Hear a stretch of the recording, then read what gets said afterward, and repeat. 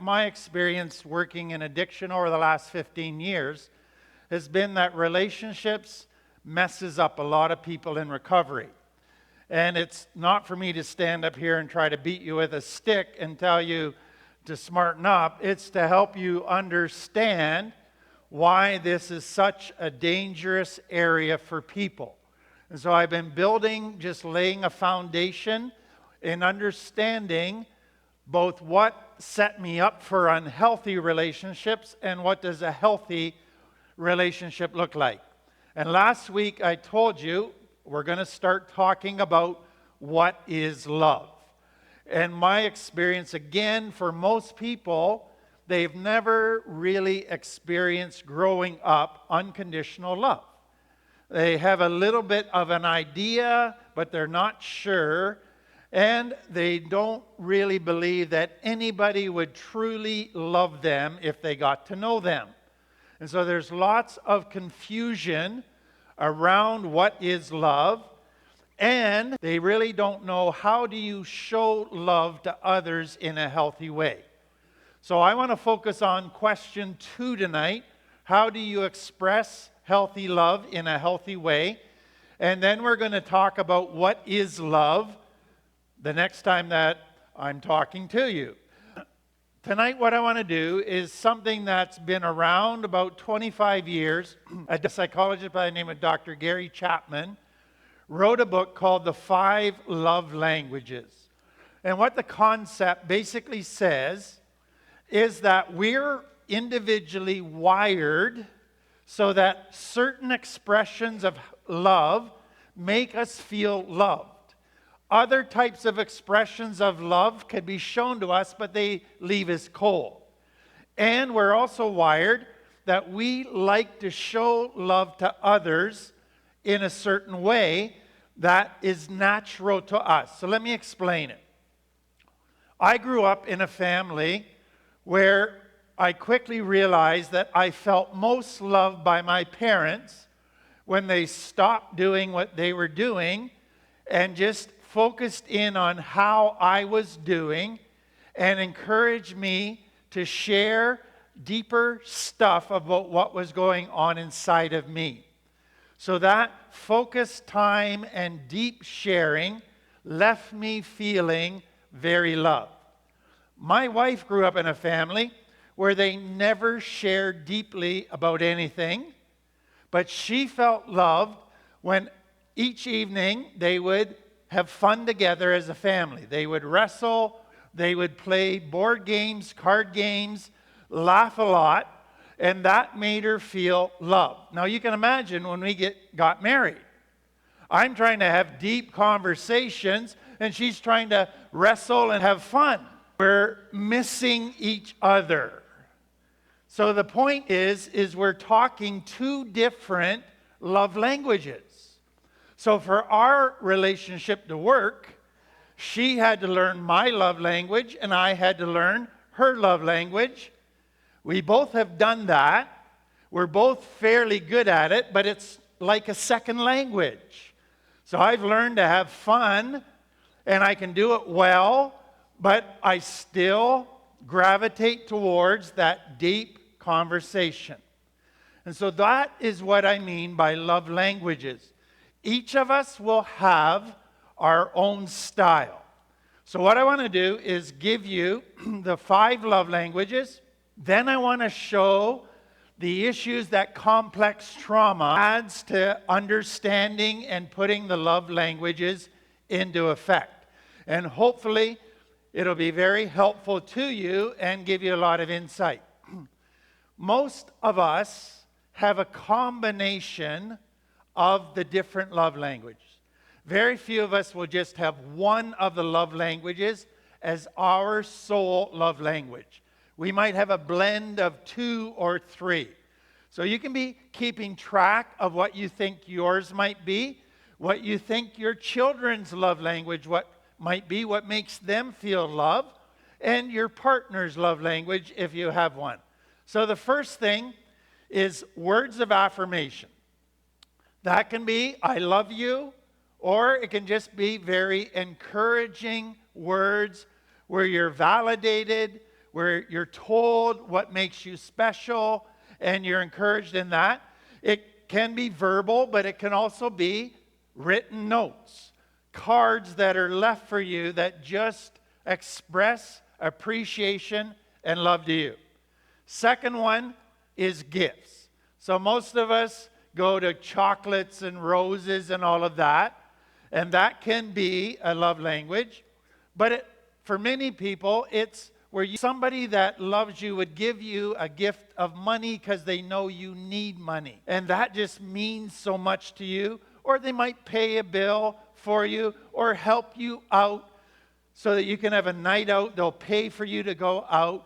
That kind of giving of a gift that is very helpful and meaningful to the person. The third one is acts of service or making a sacrifice for the person. So let's say you're in a relationship and your partner is just really run down and not feeling very well, and you would say, let me take the kids out tonight and give you a break. Or let me just clean the house up for you. You just take the night off.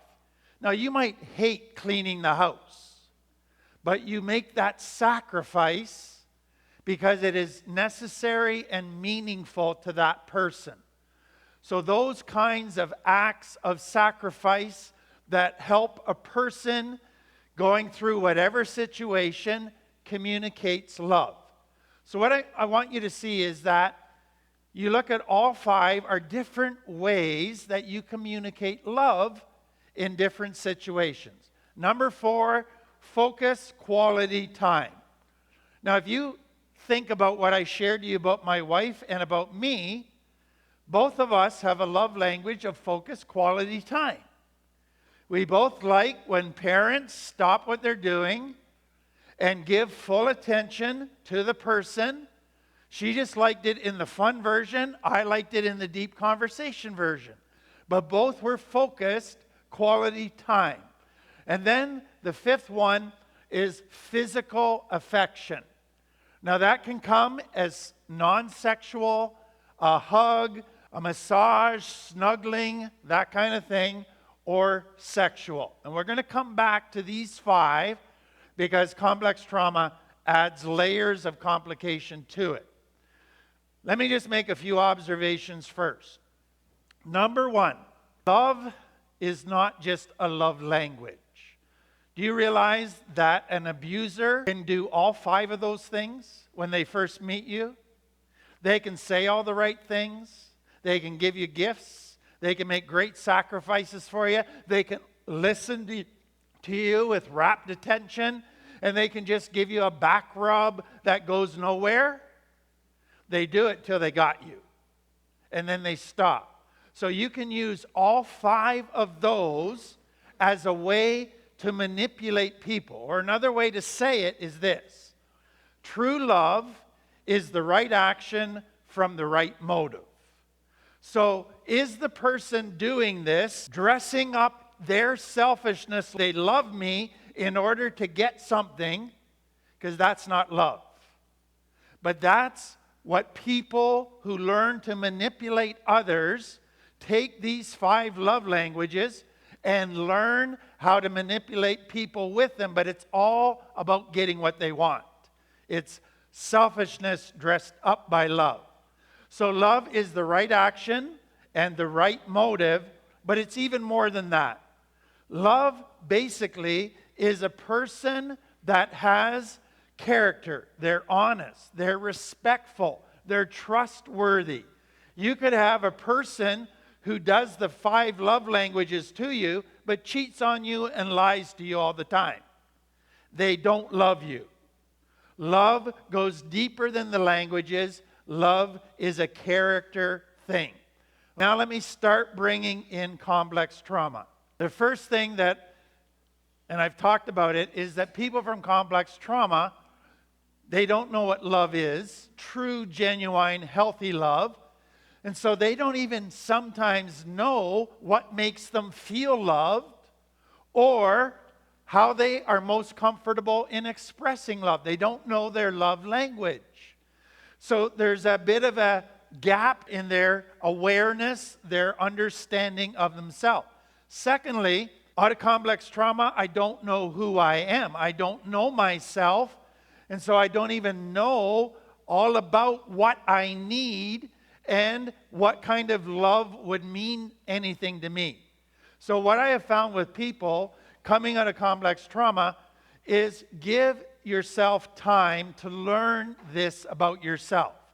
So I don't expect you to leave tonight and know your love language perfectly. You might leave tonight and go, that was interesting, but I really don't know what my love language is. Be patient. Over time, you will gradually figure it out. Then the next thing is to understand this. We all like to love in a way that makes us comfortable. So I like to have a deep conversation with people. I'm very comfortable. That's my little ocean that I'm good in swimming at. When I first went to have fun with my wife, that pushed me way out of my comfort zone. So part of learning your children's love language, your partner's love language, is going to be understanding I'm going to feel awkward at first. It's going to push me out of my comfort zone. And so I might show love and then feel very insecure and self-conscious about it afterwards. That's okay. That takes time, and you will gradually begin to learn it. When it comes to your children, just think of yourself. I grew up with 3 other siblings. So if you were in a 4-children family, and let's say your dad or your mom said, I love all my kids the same. Now, I love all my kids the same, but I love them all differently. Do you see the difference? So if you grew up in a family where your dad just said, I love all my kids the same, and let's say he was just very much, he said, I'll give you a gift once in a while, and he gave everyone a gift, and everybody got treated the same. Do you realize that one of your siblings might have felt loved and the other 3 not? Because what that gift might have been that one child's love language, but if it wasn't the other 3 children's love language, they all grew up not feeling loved. And so the challenge in parenting is I can't just say I'm going to love my kids the way I feel comfortable or the way I want to be loved. I have to get to know my kids so well that I go, wow, this one needs acts of service. This one needs deep conversations. This one needs fun and lots of physical hugs. This one, you can't give them a hug no matter how hard you try, so don't even go there because they'll get angry. Learn their love language. So let me take complex trauma now and go back through the 5 love languages. So let's say your gift or your love language is verbal, words of affirmation. Now here's how complex trauma can mess that up. Some of you grew up and you never once in your life heard your parents say, I love you. That just was not done. Could be because they were very reserved, could be because they felt uncomfortable, or because they were just messed up big time. What I have seen is how that affects a child who grows up never hearing that. Couple options. Number 1, you could go to that person now as an adult and say, I love you, and you would make them squirm. They would feel so awkward hearing that because they didn't know what to do with that. That's not part of their world. Or for others, you could say, I love you, and it was like water off a duck's back. It means nothing to it. It's empty words that just, they don't have a category to put it in. Or some grow out of it, and they're hungry to hear, I love you. And the first guy that says, I love you, they're chasing them around, and they're going, oh, finally somebody is saying, I love you. And they're very vulnerable to get into bad relationships. Then the other scenario is you grew up hearing it all the time, once a day, twice a day, many times a day, but it wasn't followed through with actions. So you got lots of words, but then they hit you. Then they neglected you. Then they abused you. And so what can happen for a person now, if you get in a relationship and your partner says, I love you, couple options. Number one, means nothing. You go, don't say it, do it. Live it. Or it could actually push your anger button. As soon as you hear it, it just makes you angry. Because you think your partner's saying it just like your parents said it, empty words. Or they're trying to manipulate me. So those are some of the options. Beyond that, complex trauma makes the focus looking for negative.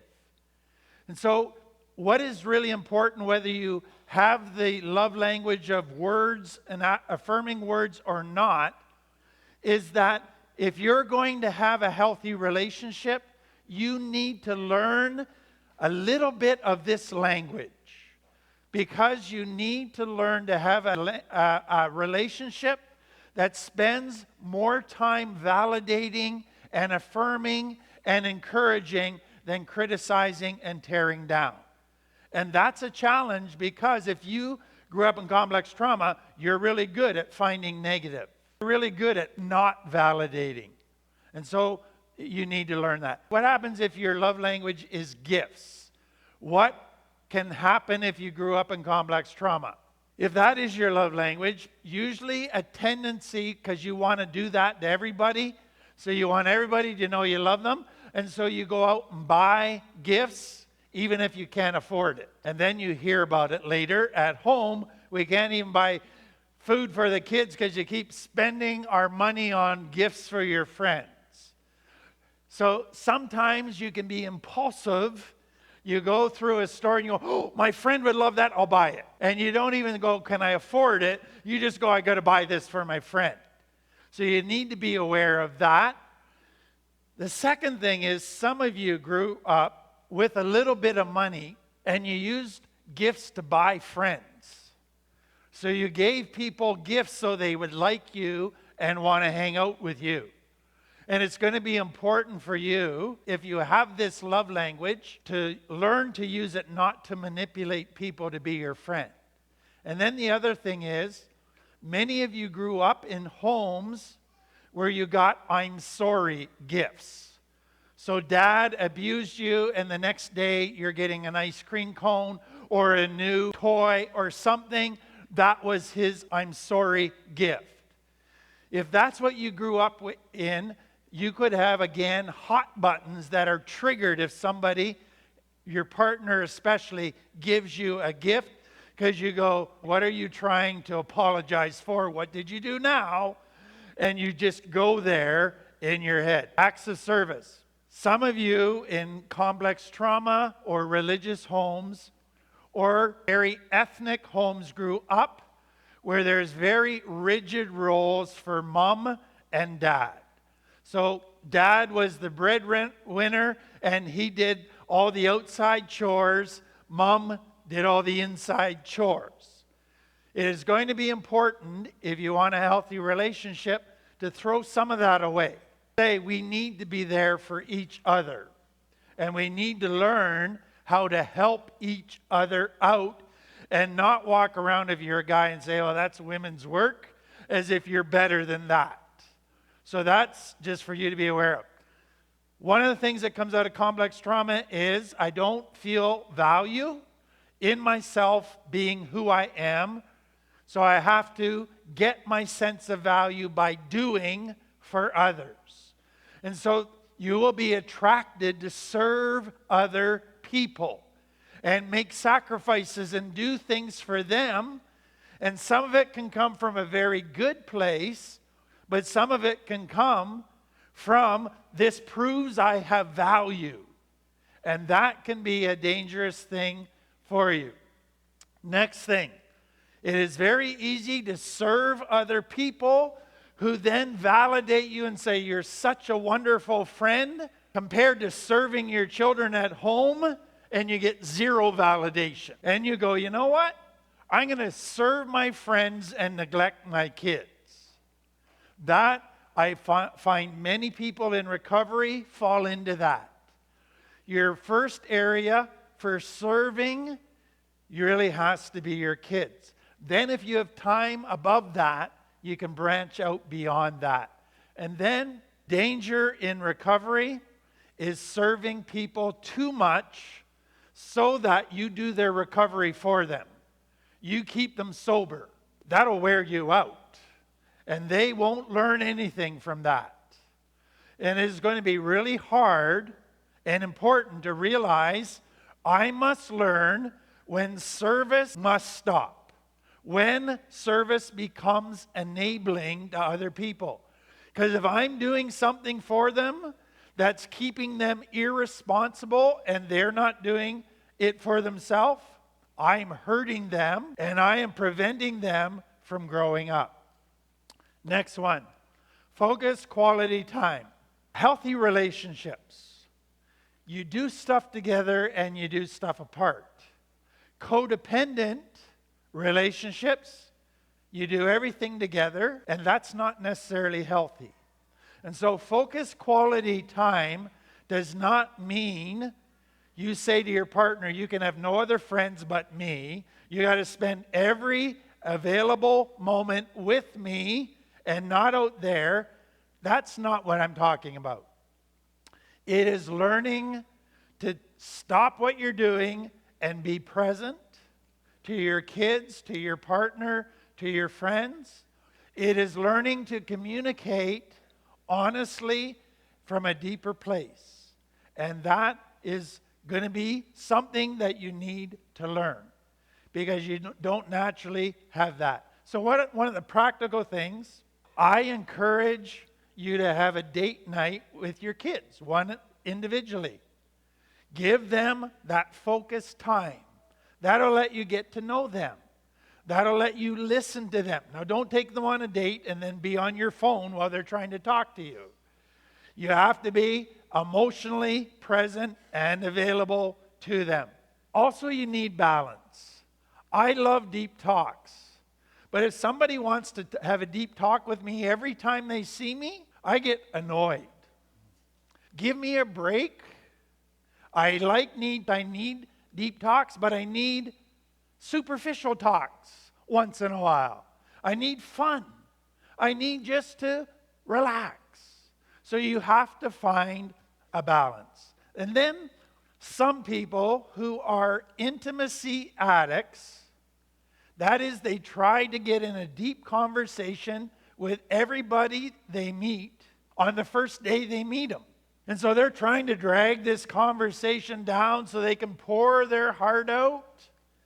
And I go, we can't have a deep talk with people till they feel safe with you. And that takes time. And so you have to be very patient if you have this love language to not go there too quickly, but to gradually develop a safe environment where people can share a little deeper and a little deeper and connect at a deeper level. So those are some of the complexities of that focus time. The last one, physical touch. Now this is probably the trickiest of them all, especially in light of complex trauma.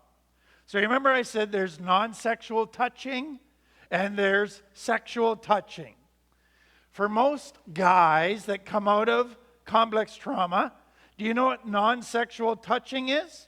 It's called foreplay. It is always going to sexual touching. And that's tricky. Because if you're with a partner that wants to snuggle and watch a movie and have you give them a massage, and that's it for the night, you better learn to control the sexual part. What would happen if your partner has lived with you and every time you've rubbed her back, it's her cue that you want something tonight? How would she feel the next time you rub her back? She'd be annoyed at you. Her showing her physical touch for what you can get out of it. And so the reality with this love language is if your partner just needs non-sexual touching, please learn that. That is not foreplay in her mind. And if it is in your mind, then she is going to not want you to touch her at all, and there will be little sex in her world for you. So it will really backfire on you, and it will do a lot of damage to the relationship. So I always laugh when I teach this final one, because I just watch the guys and they go, oh no, I'm screwed. Now what am I going to do? So let me give you this, guys, just so you don't leave here without any tools. Do you want to know what foreplay is to a woman? It's you genuinely love her 24/7. You give her your attention. You're emotionally available to her. And you go, oh, she yaps so much. Well, good, get used to it. You got to learn her love language, and don't just demand that she likes your love language. And that means moving out of your comfort zone. That means beginning to do stuff that you don't naturally enjoy. But you want to know something? The more you do it, the more you'll be okay with it. You might even start to enjoy it. But that is foreplay. That is love through the rest of the day. So don't ignore your partner all day and just talk business and say hi and bye, and then come home from work and say, I want some. What is it you don't understand? She's thinking. That's not how I work.